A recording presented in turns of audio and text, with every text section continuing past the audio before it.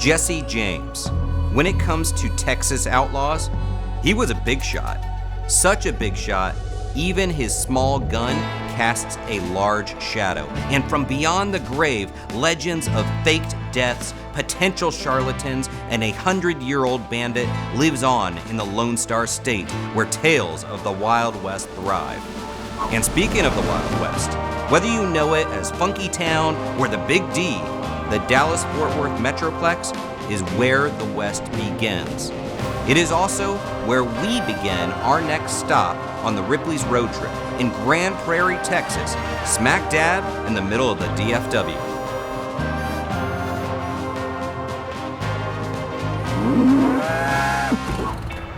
Howdy, road trippers, and welcome to the Palace, which is a pretty great name for Ripley's Grand Prairie because it is indeed Texas size. In fact, there are 5, count them, 5 attractions here, including the Believe It or Not Auditorium, Louis Tussauds Waxworks, the Impossible Laser Race, the Enchanted Mirror Maze, and the 7D Moving Theater. That's right, I said 7D.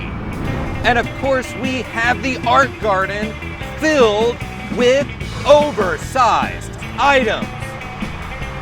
Ow! Barbed wire. But the biggest piece of Texas history here that you can only see here at Ripley's Grand Prairie is actually quite small. It's a gun that belonged to one of the Old West's most famous outlaws, Jesse James. James and his gang were notorious, effective, and deadly bank, stagecoach, and train robbers, and they became criminal celebrities in the 1870s. The gun has a special place in the Ripley's collection because our founder, Robert Ripley, was fascinated with the Bandit. And in the early 20th century, he became intrigued by claims that James's death in 1882 were greatly exaggerated and that the Bandit was still alive. But was that just a tall tale? Almost tall enough for the world's tallest man, Robert Wadlow. Long before he began his criminal career, Jesse James was born in 1847 in Clay County, Missouri. And it was in his childhood home where under the floorboards, they found his gun. And it was added to the Ripley's collection in 1968. Now to talk more about the truly bizarre, believe it or not stories of Jesse James, I invited along historian and creator of Fort Worthy history, Pam Musgrove Burnett. And she's gonna spill some Texas tea about the notorious criminal. Pam, super happy to have you here. Super excited to show you this because it's normally covered in glass, and it's actually convenient we showed up with rubber gloves on, right? Just naturally, because we get to touch this thing. I'm going to lean in. This is Jesse James's gun. Would you like to hold it? I would. Oh wow, this is great. It's so heavy. Yeah, I know, it feels legit. Right, it is. Wow, what a great artifact. And there he is, the man himself, Jesse James. Or is it? Now there's another Texas connection that we haven't spoke about. Along with the gun here, there is also a man named J. Frank Dalton, who in 1948 proclaims that he is Jesse James. He's 100 years old at that time. But he's buried in Granbury, which is about an hour away from here. And in the cemetery, his grave reads Jesse James.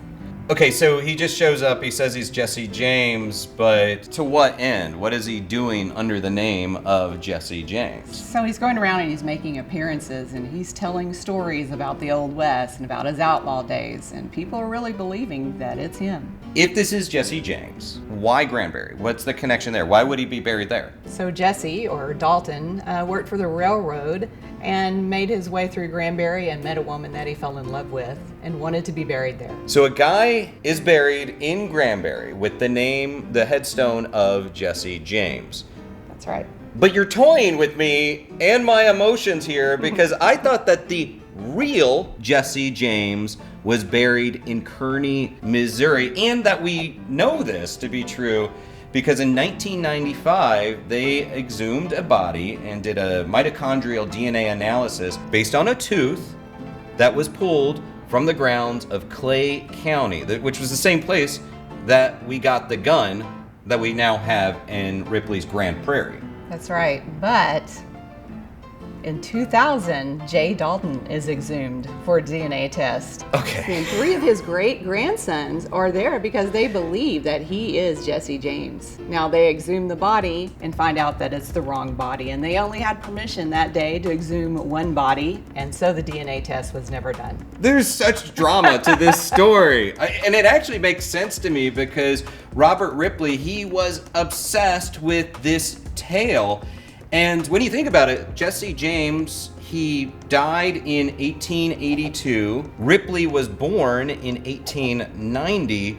So it's not like Jesse James would have been ancient history to Robert Ripley at that time. That's right. There were chat books or dime store novels that would portray these kind of stories, and children of that time really loved reading those stories. And I'm sure Ripley might have read that about Jesse James.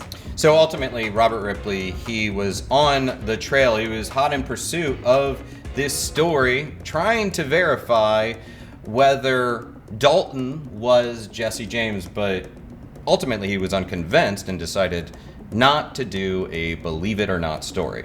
So now that we have the tale of Jesse James and Frank Dalton and a lot of mystery wrapped up with this, we have an entire palace to explore. So from a tiny little gun with a big history, how about you and I now check out the rest? Let's do it. Ripley's Grand Prairie. Awesome. Let's go. And there you have it, road trippers.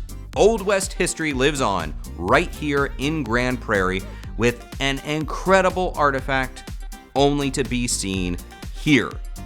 Now, it's time to hit the old dusty trail. But where should we mosey to next?